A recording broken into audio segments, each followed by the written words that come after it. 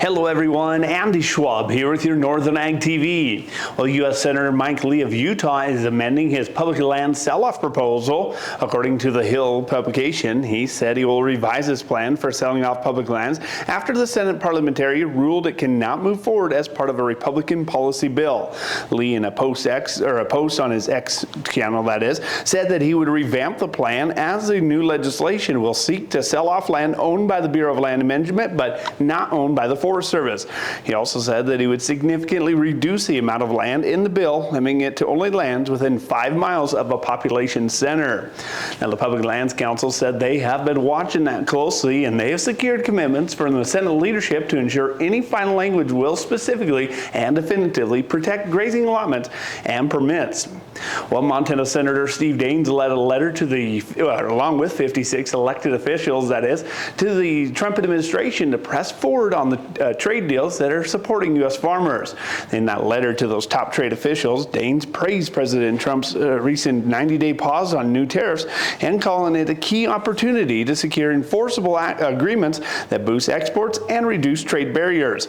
Daines did stress the importance of international markets for American agriculture, pointing that over half of U.S. soybeans and nearly half of domestic wheat are sold overseas.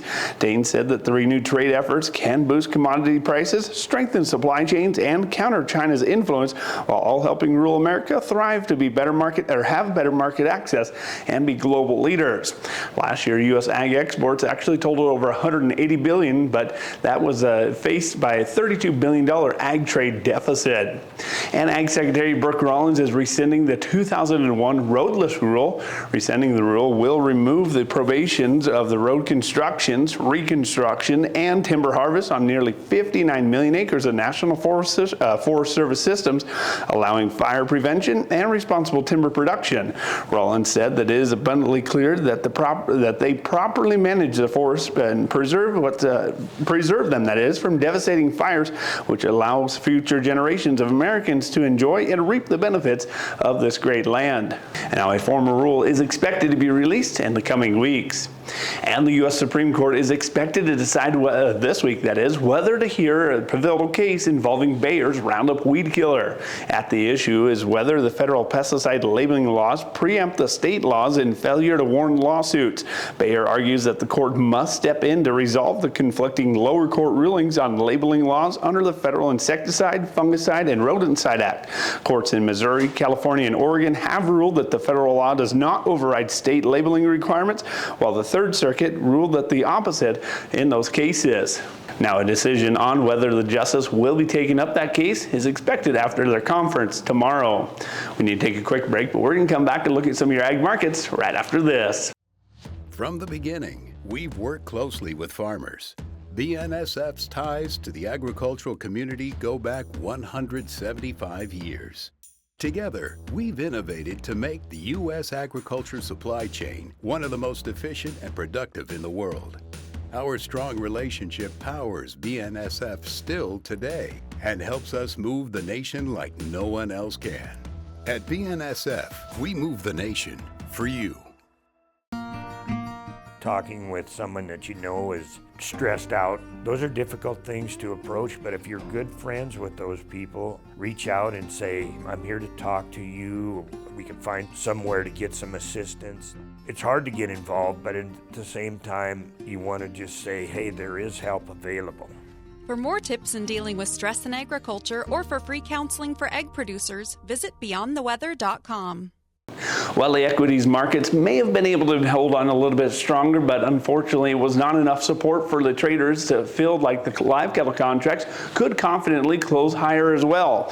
The equity markets have been able to close stronger, but many are thinking that it appears traders will not want to move into a risk-off movement as contracts are higher with markets fundamental support. It isn't going to be shining through on the marketplace later this week. Yes, the box beef prices have been relatively strong this week, but it is still yet to see the the cash cattle trade, and with that, packers are able to were able to buy cattle cheaper last week, and next week with a shortened holiday, there's a lot of chance that the prices are going to be lower. Turning to the local auction barns, coal cow prices have seemed to have taken a higher run lately. For Bowman Livestock Market, the average on the way up cows was well into the high 160 money, with one lot that is tipping the scale at over 1,800 pounds and bringing her total price per head over $3,000. The same excitement could be witnessed in the coal bulls, with their top bull topping out at over $5,500 a head. And winter wheat harvest across the U.S. advanced 9 points throughout much of the recent week to 19% complete on the average.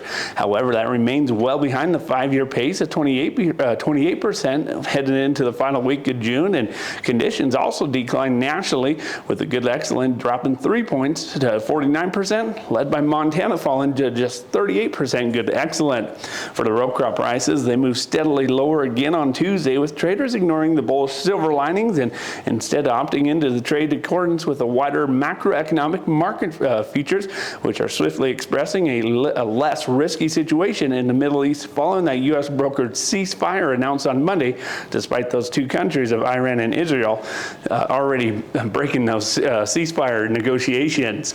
Well, that's going to do it for our Ag TV here on Northern Ag TV. I'm Andy Schwab. Have a great rest of your day.